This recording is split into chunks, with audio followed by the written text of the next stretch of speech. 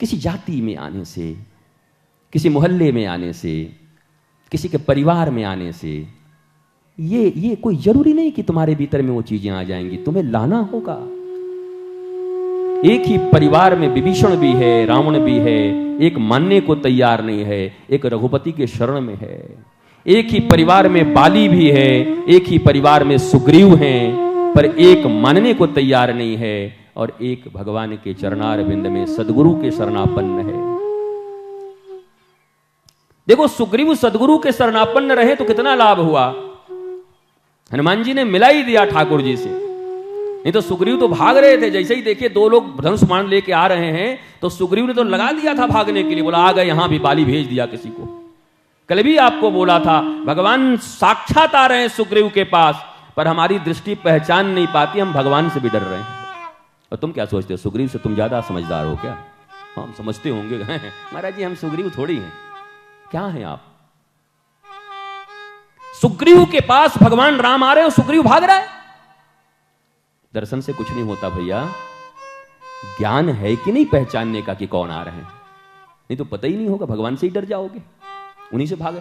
सदगुरु हनुमान जी हैं, परिचय कराते हैं, अरे भैया डर मत, दोनों की मित्रता, जीव और शिव की मित्रता करा देता हूं, दोनों मौज में रहो।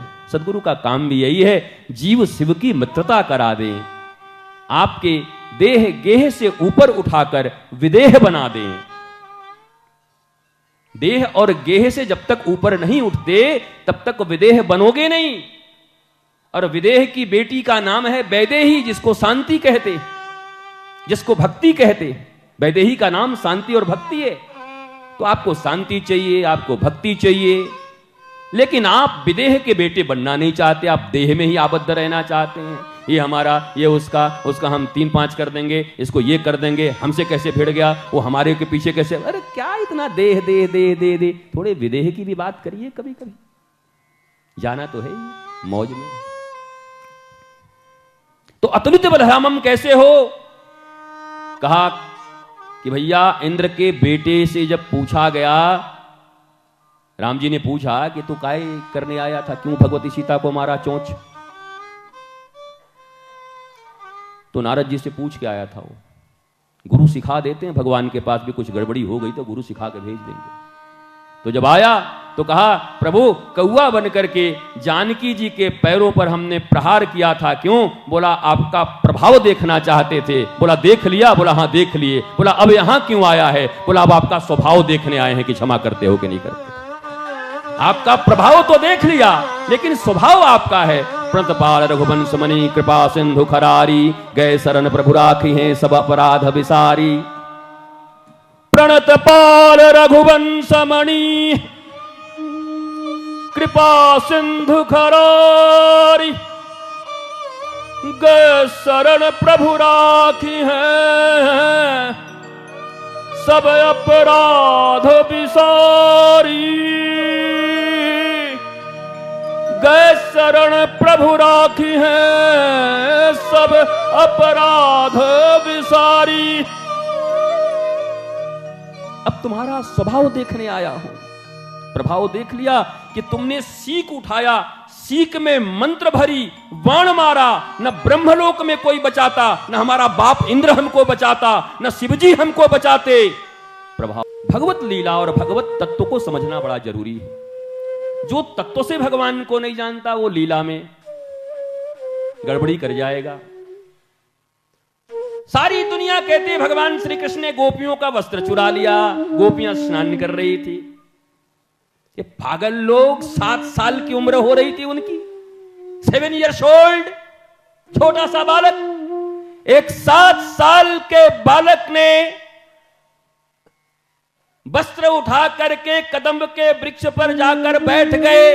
वो सारी दुनिया को, मूर्खों को दिखाई पड़ती है, पर भरी उस सभा में दुशासन के पास द्रौपदी को नंगा किया जा रहा था और एक नौजवान कृष्ण साड़ियां दे रहा था। ये नहीं दिखाई पड़ता तुमको? तुम दुर्गुण देखने के आदी हो, दुशासन हो या दुर्योधन हो, तुम्हारी दृष्टि कैसी है? 7 साल के बालक हैं, कौतुक करते हैं, चोरियां करते हैं, माखन ले जाते हैं, कपड़े लेके भागते हैं। तुम अपने 7 साल के बालक पर यही आरोप लगा सकते हो? चलो केवल आरोप की बात करता हूं, वैसे श्री कृष्ण का कोई मैं वकील नहीं हूं कि तुम्हें आकर के श्री कृष्ण के संबंध में बताऊं। क्यों बिन विश्वास भगति नहीं, तेहि बिन द्रवहि न राम, राम कृपा बिन सपने हो जीवन लह विश्राम। विश्वास की अवधारणा पर ही भगवत्ता का आधान किया जा सकता है। इसलिए भगवान 7 साल के हैं, उन्होंने उठाया, वस्त्र उठाए, और इसका अब अगर ये महत्व मैं सुना दूं कि ये महत्व क्या है, ये वेदांत की लीलाएं क्या हैं। कहा ये क्या है, जब गोपियों ने कात्यायनी की पूजा करके भगवान से कहा कि हे प्रभु हम आपको पति रूप में प्राप्त करना चाहती हैं, भगवान ने कहा वासना से आच्छादित दृष्टि जिसकी होगी उसको भगवान कभी नहीं मिल सकते। सुनो माय डियर, हमको लग रहा है आपके ऊपर थोड़ा बाउंस हो रहा है, लेकिन सुनने का प्रयत्न करो तो समझ जाओगे। वासना की दृष्टि जिसके जीवन में होगी वो उपासना से प्राप्त होने वाले भगवान का साक्षात्कार कभी नहीं कर सकता। इसलिए भगवान ने गोपियों के ऊपर पड़े वासना के वस्त्र का चीरहरण किया है। गोवर्धन लीला का अर्थ है गोवर्धन, गो मतलब इंद्रियों और वर्धन मतलब बड़ा करना। ये इंद्रियें जो अत्यंत क्षुद्र हैं, छोटी छोटी चीजों को ढूंढती रहती हैं, ये नासिका, ये आंख, ये कान निंदा सुनते रहते हैं, इनको इतना विराट बना दो कि विष्णु विराट तक इसमें समाहित हो जाएं। इसका नाम है गोवर्धन लीला। भगवान की जितनी भी लीलाएं, अभी भागवत थोड़ी हो रही, मर हनुमान चालीसा कर रहा हूं, भागवत कह रहा हूं, बताओ।